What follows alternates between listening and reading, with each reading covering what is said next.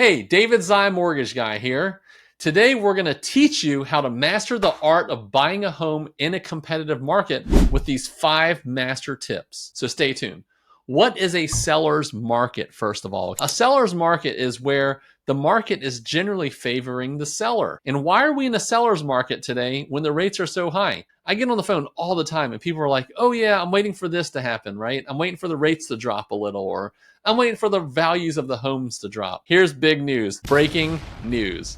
It's probably not going to happen. If it does happen, there may be a little bit of a correction. However, based on the way that the market has been the last couple years with everyone in like 2, 3, and 4% mortgages at these super low rates, it is still a seller's market because if they sell their house, there's not enough inventory out there to make up that difference for a step up or a step down with the current interest rates. And that's why we are in a low inventory market. The second thing that you have to consider is that when they sell their house, they have to go in and find other housing. If your seller's having to go find other housing, just like you're looking for housing right now, you know that feeling. The feeling is very uneasy. You can do everything. You could go on the MLS. You can start searching for sale by owners. You can start looking online at every single website that you can think of. However, it's not going to really change that inventory. You really have to be looking at the market and looking at the inventory as it comes on the market. Now let's go into the tips. The tips are really important. And these are tips that I've really refined over the last couple of years. Number one is you have to understand the psychology behind it. You have to know their why. Just like the reason I do these videos is I want to educate the consumers out there. I want to show you everything about mortgages on the inside and the outside. However, when you're dealing with a seller, it's a little more secretive. You could stalk them. Wait, I'm going somewhere with this. Well, I don't know about that. However, I will say I have done a little bit of social media stalking in the past, all right? Don't tell anybody. No! God, please, no! No! With that being said, really, it's the realtor's job, right? It's the realtor's job to find out their why. Why is the seller selling their house? So you're going to have your own representation, and this is why it's really important. You wouldn't go to court and try to fight your case without an attorney. You're a bad court thingy. You mean a mistrial? Yeah, that's why you're the judge and I'm the law-talking guy. The lawyer. Right. So you have to have your own realtor, number one. You have to have them break down the seller listing agent's realtor. And there are 6 reasons why people sell home, okay? And these are the 6 D's that you have to know about. Number one is diapers. We just had a kid, and every time I had a kid, I had a new house right after that, because there's a lot of psychology. There's a lot of like emotional investment when it comes to kids. You see those little ones, they grow a little bigger. Oh, we need to find them friends that are going to be their age to play with. And then they get a little bigger. Now they're playing sports, so on and so forth. They go to college, and then we have to downsize. You know, a newborn comes in, you need a bigger house. When they start leaving the house, you need to start downsizing. You have to understand a downsize is very emotional for the seller too. So they're making emotional decisions, not just financial decisions, because now they're saying, we got this giant house and there's all this stuff in it. How am I going to get rid of little Timmy's Little League jerseys? How am I going to get rid of all these writings and things like that? Or this drawing that's behind me? Do I really have room for this if I'm going from a 4,000 square foot house to a 1,200 square foot house? Probably not. So you have to think of the psychology behind it. The next D is death. No one likes talking about it, and that's why I wanted to make this the third one after we talked about the 2 happy ones. Death is never good. Death is, hey, I'm making a decision, but I'm making that decision based on having a heavy heart. You have to be sympathetic when you make that offer. Debt is a big one, right? We get calls about debt every single day. And I'll tell you, one word of advice that I have for you as a buyer or a seller, if you ever start feeling that debt mounting to the point where it cannot be sustained anymore, you gotta make changes. And that's what forces people's hands to have to sell their house. Great example, I'm dealing with a customer that we just closed on. I talked to her last summer. During that summertime conversation, it was like, wow, there's just so much debt. Your debt to income ratio on paper is about 80%. How are you making this happen? The first advice was to sell the house. You have a ton of equity in it.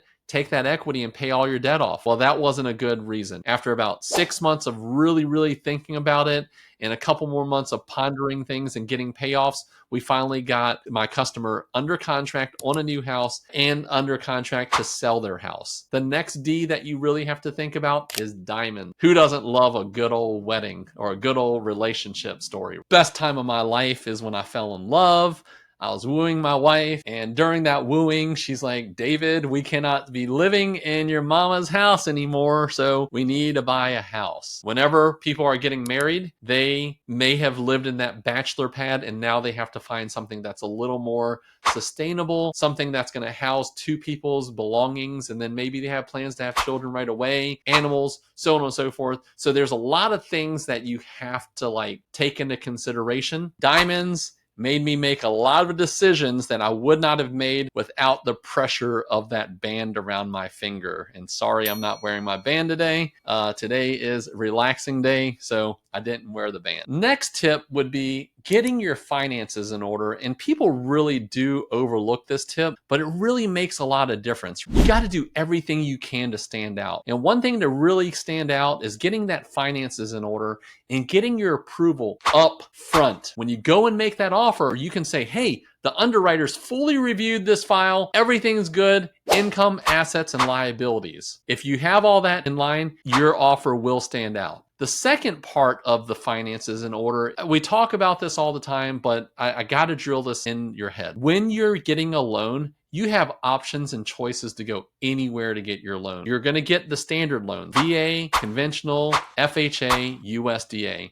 But with all of those loans, always go wholesale. And the reason you go wholesale is that you have multiple at-bats. What do I mean by multiple at-bats? Number one, you have a lot of different investors that can be shopped for you on your behalf. When we're shopping those on your behalf, we're helping you save money. So there's less money that you have to ask the seller to pay in terms of closing costs. That's a big thing, because if the seller is focused on how much they're going to get, this is a really big thing that you can ask them for less. So if there's 2 offers coming in or 3 offers coming in, 2 retail lenders, 1 wholesale lender, 9 times out of 10, you're going to save money. And it's been proven, and I'll drop a link down below based on the 2021 study that was done in Housing Wire, where if you go wholesale over retail, you're going to save between $8,000 and $11,000 over the life of the loan. That's significant savings.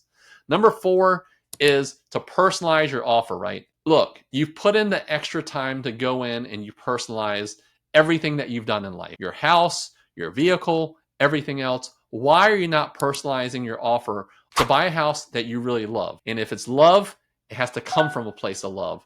A love letter, right? Love letter could be something like, hey, you know what? I want to have a self-sustaining farm because you have so much land. I love the rich soil for my goats to come around or walk around, raising chickens, so on and so forth. I grew up in a very similar house as a child, so the second I walked into the house and I smelled the cranberry candle that was burning, it brought back so many memories, and it just brought a tear down my eye. Tug at their heartstrings. My family would really enjoy this neighborhood. You know what? We grew up in a similar neighborhood. My husband's in the military, and when we left San Diego, this is the only house that catches our attention, and it reminds us of San Diego. So my kids do not have to have that learning curve of breaking into this neighborhood. You get my point. There's a lot of different ways that you can tug at that heartstring. And finally, number 5 is really important. You got to focus on the bottom line. The bottom line really matters, especially in today's market. You got someone that's getting ready to sell their house, the house that they raised their children in, the house that they had every Thanksgiving dinner in. You have to convince them that you are the right one to take over their house, because sometimes it is about that money. Sometimes it's about that personalized letter, and sometimes it could be how fast you can close. So you have to focus on that bottom line. Once you have done your R&R and you figure out the why, if it's the bottom line number, what is the bottom line? The bottom line could be the amount of money that they walk away from. The bottom line could be, hey, I feel most comfortable putting that person in the house. And I'll tell you, when my neighbor sold his house, he did not take the highest offer. He took the offer that had the I love you letter that said, hey, my 2 boys could really flourish in this neighborhood. My husband was active duty. We used to live in this neighborhood. My kids had a bunch of friends. We loved the school system, so on and so forth. That love letter, it was thousands of dollars less, but that love letter did it for them. That's what helped them win the offer. So if you followed all these tips, you should feel very confident in today's market. I hope you found these tips can be helpful and help your offer stand out. My name is David 𝐬𝐲, Mortgage Guy. If you have any comments or concerns or you'd like to talk, there's a link down below, and I look forward to talking to you.